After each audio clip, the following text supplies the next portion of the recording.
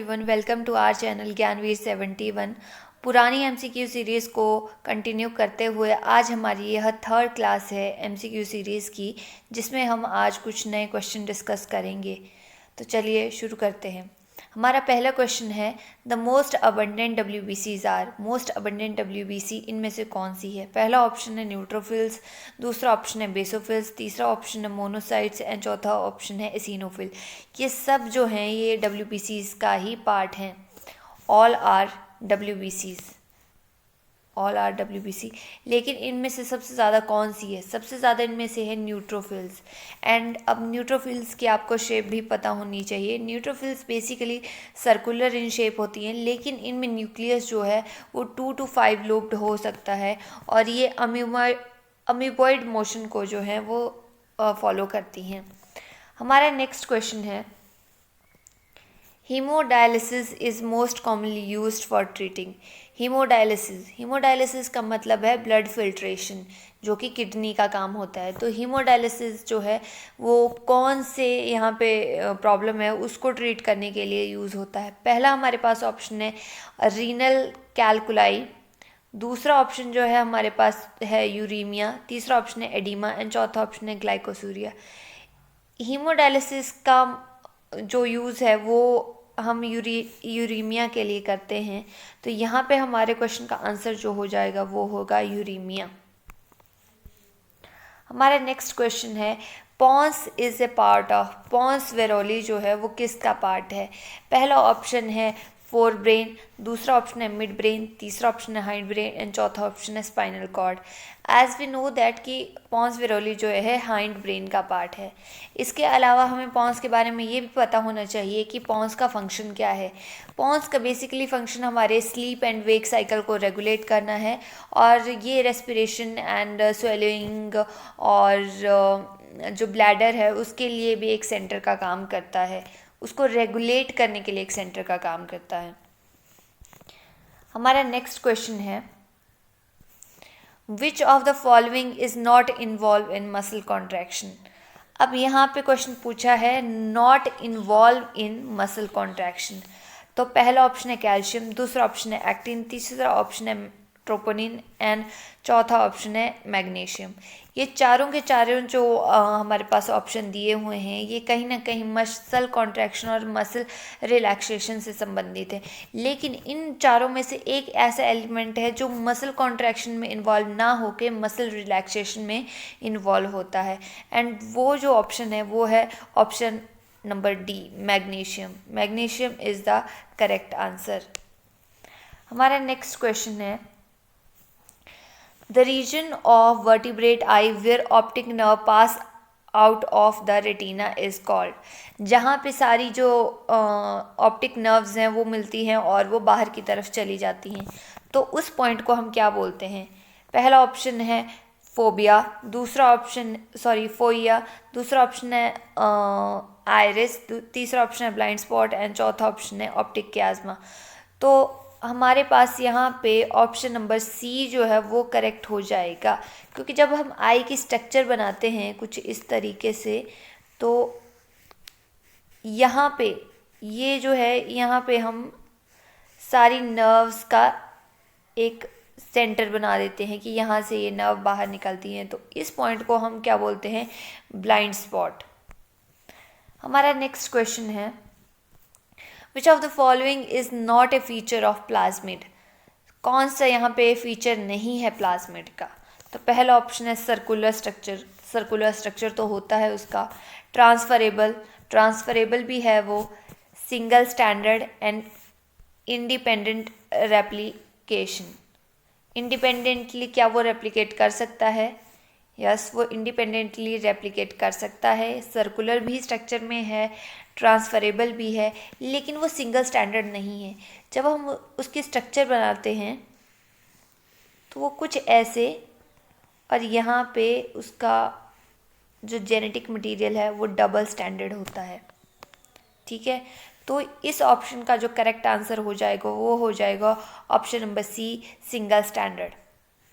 हमारा next question है, catecholamines are. Catecholamines जो हैं वो इनमें से कौन से होंगे? पहला ऑप्शन है एड्रिनलिन एंड नॉन एड्रिनलिन, दूसरा ऑप्शन है हाइपोथैलेमस एंड पिट्यूटरी ग्लैंड्स, तीसरा ऑप्शन है thyroid and parathyroid gland and चौथा ऑप्शन है ऑक्सीटोसिन एंड वेसोप्रेसिन हार्मोन। तो अब हमारे पास कैटिको अमाइन का ऑप्शन कैटिकॉल अमाइन पूछा है। तो कैटिकॉल अमाइन जो है वो एड्रिनलिन ग्लैंड जो है वो हार्मोन रिलीज करता है। ये होते हैं डोपामाइन भी ये हो सकता है, एड्रिनलिन भी ये हो सकता है, नॉन एड्रिनलिन और नॉन एपिनेफ्रिन हार्मोन जो हैं ये होते हैं।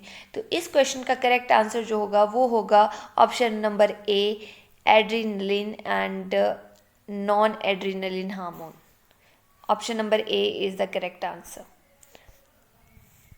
हमारा नेक्स्ट क्वेश्चन है ग्राफ्टेड किडनी में be rejected in a patient due to.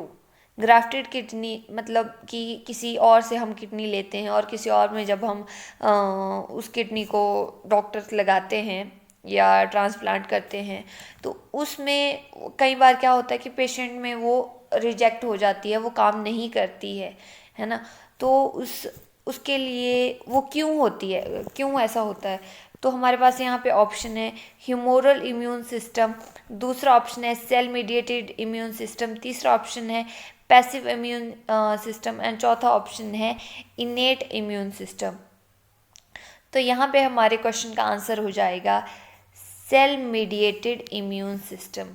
Cell mediated जो इम्यून सिस्टम है वो इसका करेक्ट आंसर हो जाएगा और इसके कारण ही सम टाइम जो ग्राफ्टेड किडनी है वो रिजेक्टेड हो जाती है पेशेंट में। हमारा नेक्स्ट क्वेश्चन है interferons are synthesised in response to. Interferon जो हैं वो किसके रिस्पॉन्स में सिंथेसाइज होते हैं? तो पहला ऑप्शन है माइकोप्लाज्म, दूसरा ऑप्शन है बैक्टीरिया, तीसरा ऑप्शन है वायरस एंड चौथा ऑप्शन है फंजाई। तो ये जो होते हैं ये वायरस की वजह से होते हैं। सम टाइम हमें वायरल इन्फेक्शन हो जाता है तो इंटरफेरॉन सिंथेसाइज होना स्टार्ट हो जाते हैं और हमें उस टाइम हमारी बॉडी का टेम्परेचर भी हाई हो जाता है। हमारा नेक्स्ट क्वेश्चन है human insulin is being commercially produced from a transgenic species of. किसके ट्रांसजेनिक स्पीसीज से ह्यूमन इंसुलिन जो है वो हमें मिलती है? जैसे कि हम देखते हैं कि कुछ लोग डायबिटिक हैं तो वो इंजेक्शन लेकर ही वो खाना खाते हैं। तो वो जो इंजेक्शन है वो बाहर से आ रहा है तो वो कौन सी स्पीसीज जो है वो बना रही है? तो पहला ऑप्शन है राइजोबियम, दूसरा ऑप्शन है सैक्रोमाइसिस, तीसरा ऑप्शन है इशर्शिया एंड चौथा ऑप्शन है माइकोबैक्टीरिया।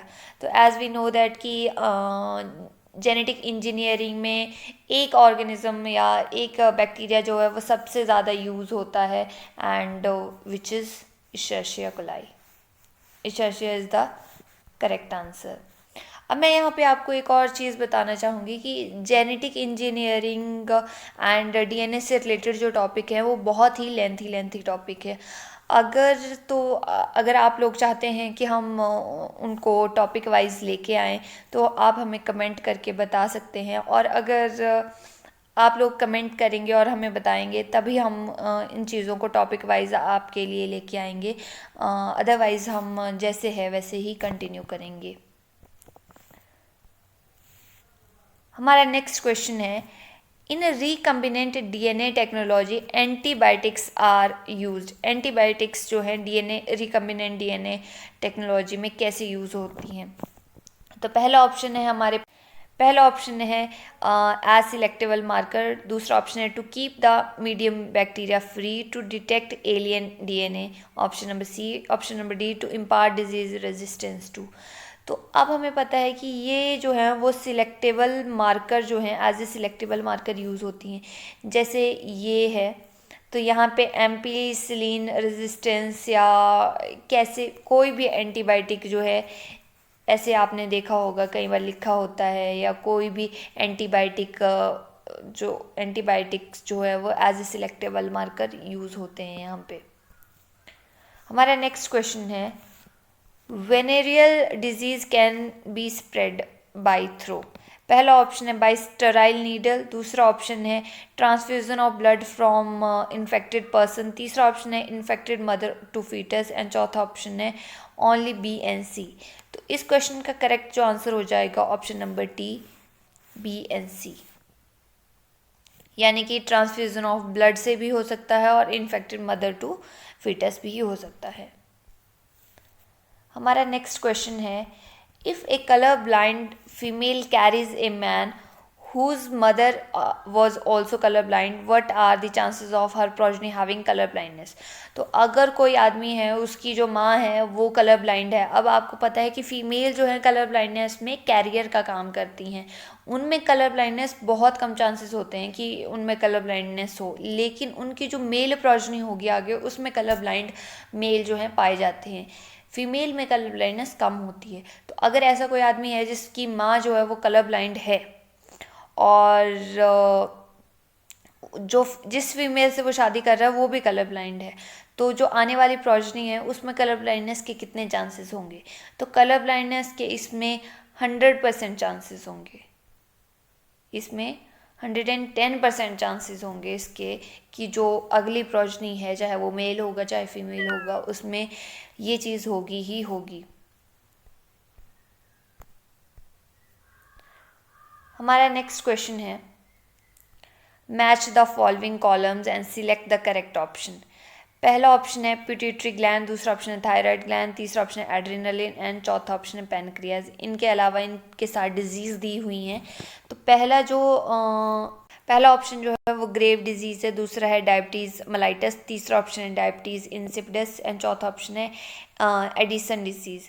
तो हमें एज वी नो दैट कि पिट्यूटरी ग्लैंड से जो है वो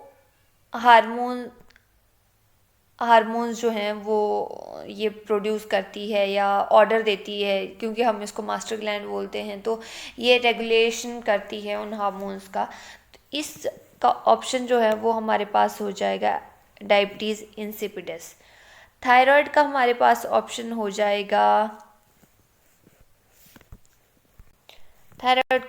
जाएगा grave disease and adrenaline gland का ऑप्शन हो जाएगा एडिसन डिजीज़ एंड पेनक्रियाज का जो ऑप्शन हो जाएगा वो होगा डायबिटीज़ मेलाइटस। तो पहले का तीसरा, दूसरे का पहला और तीसरे का चौथा और चौथे का दूसरा। तो हमारे पास ऑप्शन जो है वो बी करेक्ट हो जाएगा। यहाँ पे बी ऑप्शन जो है वो करेक्ट है। यहाँ पे B option is the correct answer. I hope आपको हमारी आज की वीडियो जो है वो अच्छी लगी होगी। वीडियो देखने के लिए आपका थैंक यू। और आप वीडियो को लाइक कर सकते हैं, कमेंट कर सकते हैं और शेयर भी कर सकते हैं। हम आपके सजेशन को फॉलो करेंगे, इसलिए आप कमेंट में अपने सजेशन भी दे सकते हैं। इसके अलावा आप लाइक करिए, शेयर करिए, हमारे चैनल को सब्सक्राइब करिए। Thank you.